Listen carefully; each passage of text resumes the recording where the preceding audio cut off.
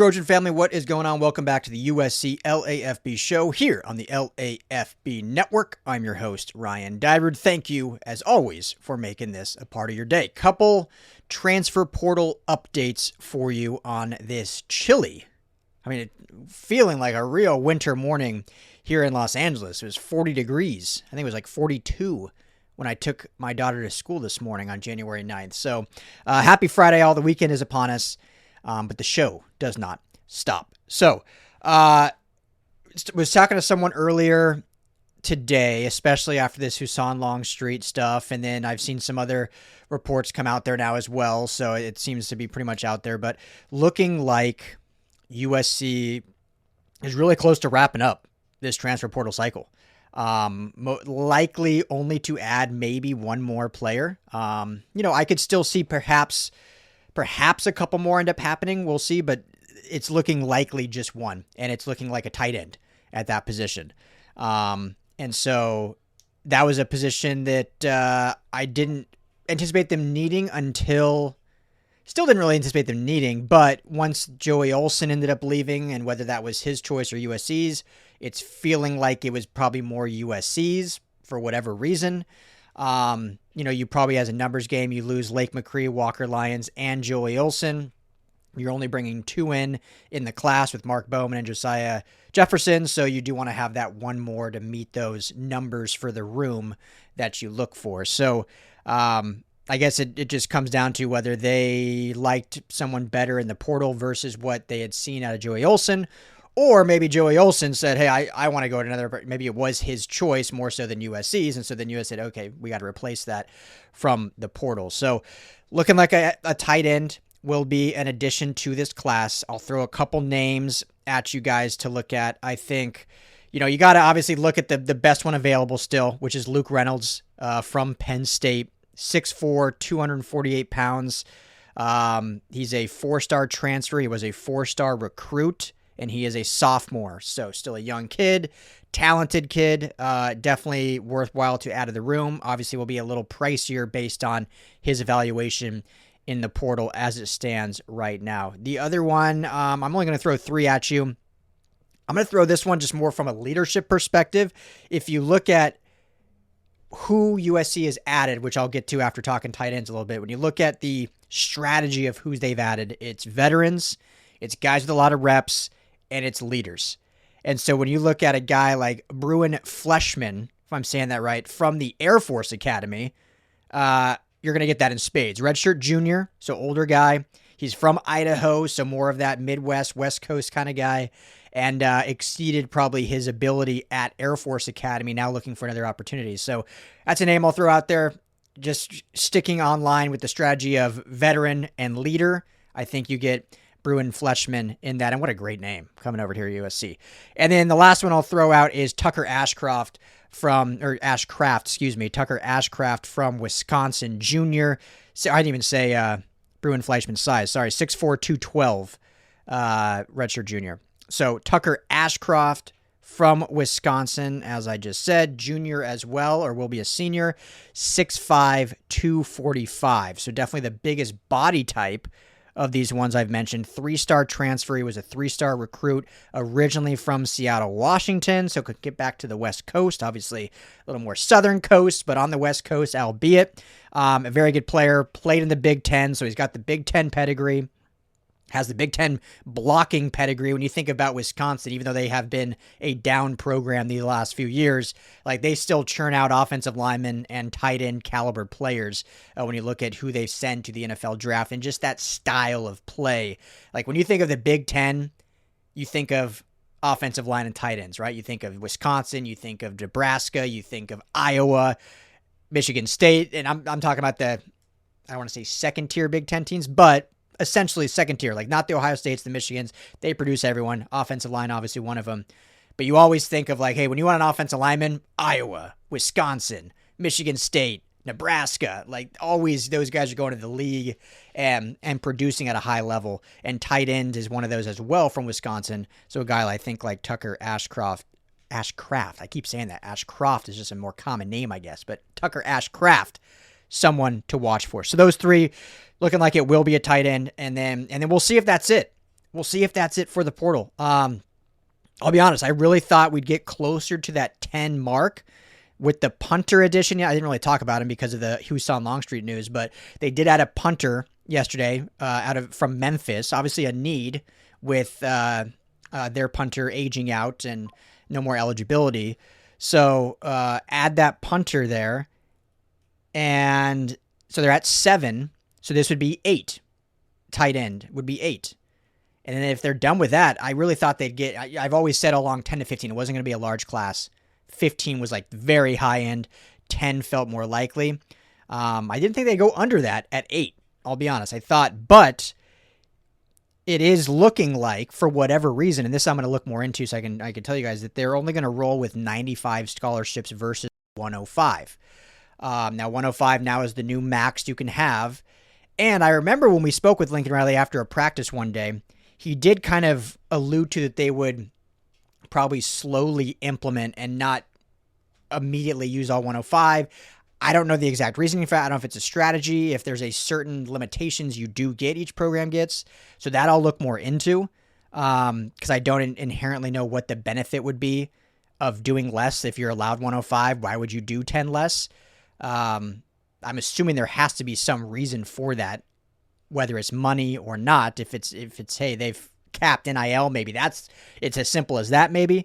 But because of them only utilizing 95 scholarships, then that obviously is going to take this transfer portal class down because they're not having to fill 10 more spots or so. So as it stands right now,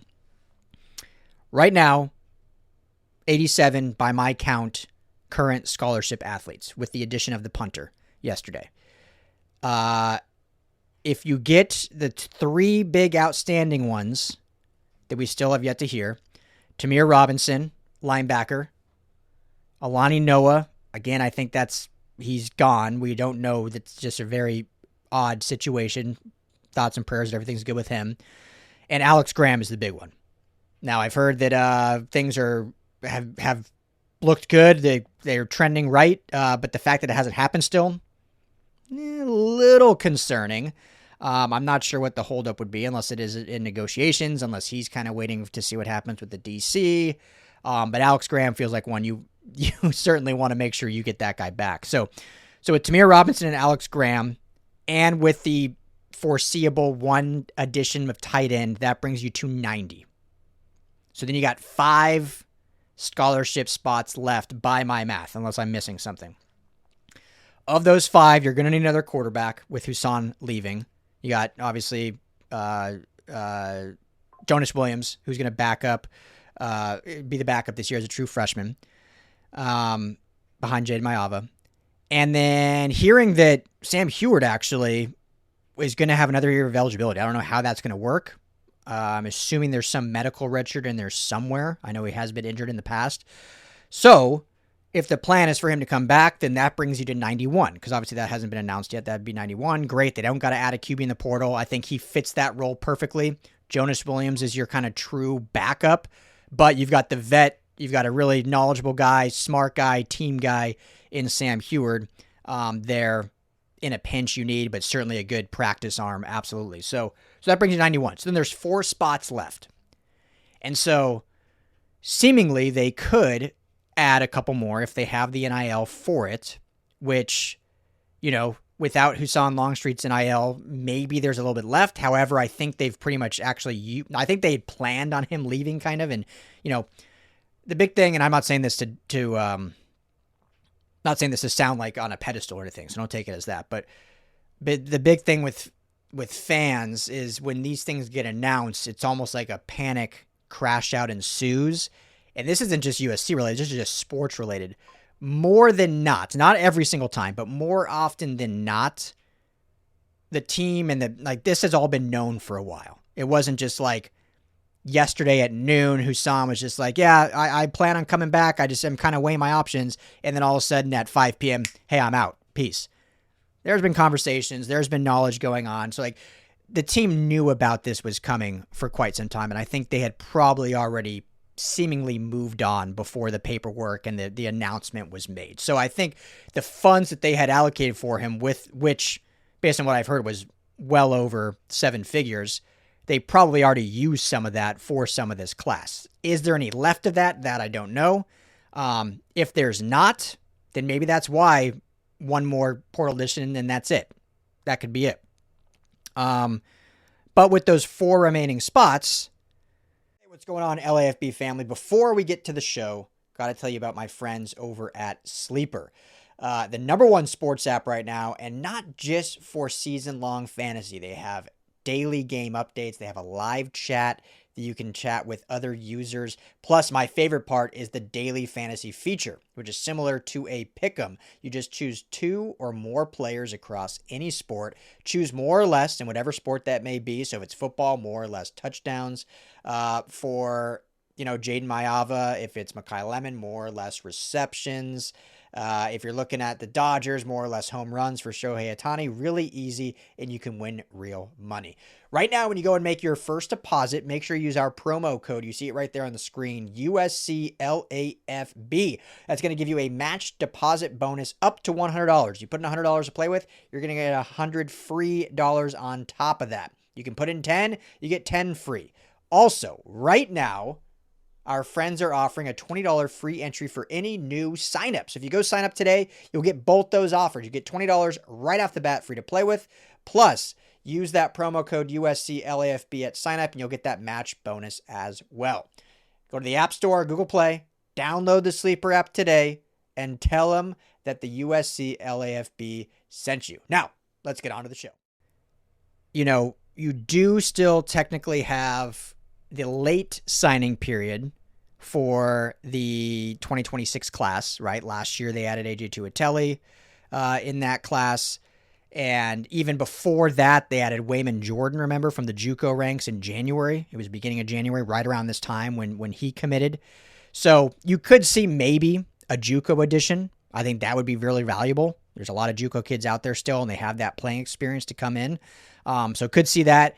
Could see just a Jaden Ramos, AJ Tuateli like signing in the spring, not portal window, but spring signing period. So a guy that's not going to command a lot of NIL, but you do need a scholarship spot for him. So likely saving those 4 spots for a situation like that. I just wanted to get into this really quickly because I think there's a lot of people hearing that and thinking, which I don't blame you, like, man, this is a really underwhelming portal class when you think of the needs of a rock star linebacker, yada, yada, go down the list. I think they honestly did well on the defensive line. I think they got who they needed. When you look at who was available, the price tags, I think Alex Van Sumeren in the middle and Zariah Fisher on the edge, I think those were great signings.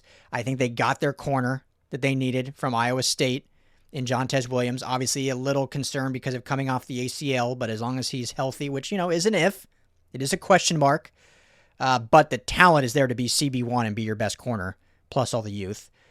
They got their receiver they needed. They didn't spend a ton like a Cam Coleman, but they got a really talented, good receiver in Terrell Anderson, who's been there, done that, played meaningful snaps.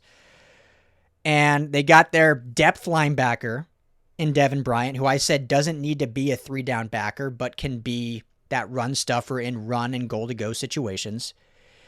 But a lot of the perception was, okay, and this is, I said this too, so it's like, hey, they're going to go get some dynamic, absolute starting playmakers in this class. I think they did that with Van Sumeren. I think they did that with Jontez Williams. I think they did that with Terrell Anderson. So you got 3 there. I think we all kind of thought there would be a backer in there. So that's what I'll talk about here. I think we thought for sure one of those would be a backer. Not saying Devin Bryant can't be really good, can't be a really solid, utilized player. But even, I don't know, I don't want to speak for them, but I don't think he would be that like, hey, he's coming in to be like a Jacob Rodriguez right away. What I think this is telling us, and this is just going off of what Chad Bowden has said, what Lincoln Riley has said, and then what these signings are signifying. You can dislike this all you want. I'm not trying to sunshine pump. I'm just saying, hey, this is how it is that they're much higher on their returning backers than maybe the fan base is. Like, they see the growth and potential that is there versus overpaying or overspending for who was available in the portal. I think the one big thing about this portal class, and not USC's, I mean in general, the 2026 portal class, there wasn't as many like game-changing players in it. There was a lot of really good players, a lot of big-name guys at certain positions, but at the positions USC needed most, to me, some others might disagree, I don't think there wasn't like a Caleb Downs out there that was going to come in and just absolutely change. Now, you know, you look at Coy Parrish, I think he's maybe of that ilk at the safety position. Did USC want to spend that much at safety per se? Obviously not. But I don't think there was like that backer, in my opinion. There was a few I really liked. I really liked the Kansas State kid that signed with Texas Tech. Again, you know he's signed at Texas Tech, not saying he did anything wrong. You don't want to go in the negotiation battle with Texas Tech. They have a blank check. Austin Romaine was his name. So there was a few. But I think USC is telling us that they liked their roster better than who was available. And when you look at it, and again, this is me just giving you context. You still don't have to agree with it. We all watched the games, right? We watched the struggle from the linebackers. But I think we could all sit here and really say, you know what? There was struggles. There were some bad games. There were some bad reps. But I could see potential. There was moments of like, oh, there's the flash. There's the Des Stevens we're excited about after his freshman year in limited snaps. We just didn't see it consistently. But let's just do some comparisons. Because everyone needs to remember, and this is what I've been saying all season, is when you're young, makes this next season a little scary because they're going to be playing with a lot of youth again. They're relying on a lot of youth, which we'll do another show about. But when you're young, there's going to be growing pains. So let's look at two of the top backers in college football this season. I don't think many would argue that probably the best backer in college football is Jacob Rodriguez with Texas Tech, right? Finished this year, 128 tackles, 93 overall PFF grade.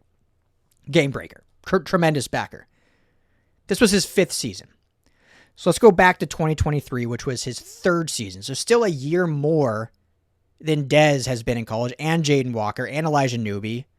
Still a year more. And in 2023, he was a redshirt sophomore, finished with 30 tackles and a 76.3 grade.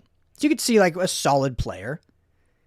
His next year, he jumped, so his 4th season, he jumped from 30 tackles to 127 tackles and bumped his PFF grade to 82.5. I say the PFF grades, I always say they're subjective. They're not the Bible, but it gives you some context. So a clear jump from year 3 to year 4. Clearly, USC sees that Desmond Stevens can make a clear jump from year 2 to year 3. Let's look at another backer. In the Big Ten, we had to face him. Bryce Botticher at Oregon, really solid backer, right?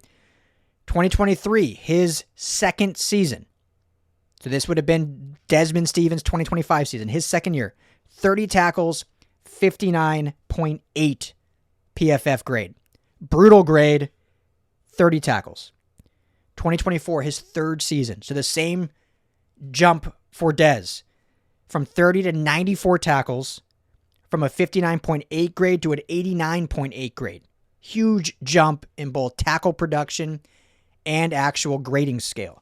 And then this past year, his 4th year, his senior season, 125 tackles. Grade dipped a bit to 76.7, but overall, really good year. So you look at Dez this season, 89 tackles. So his 2nd season was already better than both of those two guys. And he had the 62.4 grade, which was better than Bottiger's 2nd season. So his 2nd year, if we're just comparing him to Bryce Bottinger at Oregon, was a substantially better year. And now you see with the development, with the sticking in the system, with sticking with the guy, Bottinger became one of the best Big Ten linebackers this season, his 4th year. So this is telling me USC, for all the faults that he had this year, is seeing Desmond Stevens and saying, this is a guy we believe in, can make that jump, and can make a lot of people eat their words and eat crow. Go from 89 tackles next year to 120 tackles, bring that grade from a 62 to a 78, 80, have a little bit better gap integrity. not have as much on his plate with the green dot early in the season. So that's just some context. You can still be upset, but I'm going to sit here and be like, okay, we looked at all these linebackers. I did multiple videos on like top backers I want to go for, see USC go for. They went the direction of, hey, let's get a guy that had a lot of tackles, play a lot of football for Washington, can be a good rotational depth piece, and put all of our chips in on Desmond Stevens and the likes of Jaden Walker and Newbie and these young Talanoa Elis and whatnot. So let's see how it plays out. We will see. Will be fascinating. But just remember, Dez is only a sophomore. Let's see what that production, what that development looks like another year into the system. So I'm Ryan Dowd. Thank you as always, family, for hanging out. Be back with plenty more content later today. We'll keep you updated on everything with the transfer portal. We're still on DC watch. Is it coming after the portal? Is it coming soon? Is it internal? Is it external? Is it someone still coaching? We'll keep you posted as much as we can. We'll have everything we can for you. Make sure to hit that like and subscribe button here at the USC LAFB YouTube channel. We appreciate it. Become a member. Help us out. Would appreciate it. You get a discount on all of our merch, plus full access to our message board, with many of you need to check out. Sign up. It's free. If you want more quick tidbits instead of listening to me for so long, head over to LAFBnetwork.com and go to the message board there. So thank you so much. And as always, family, bye now.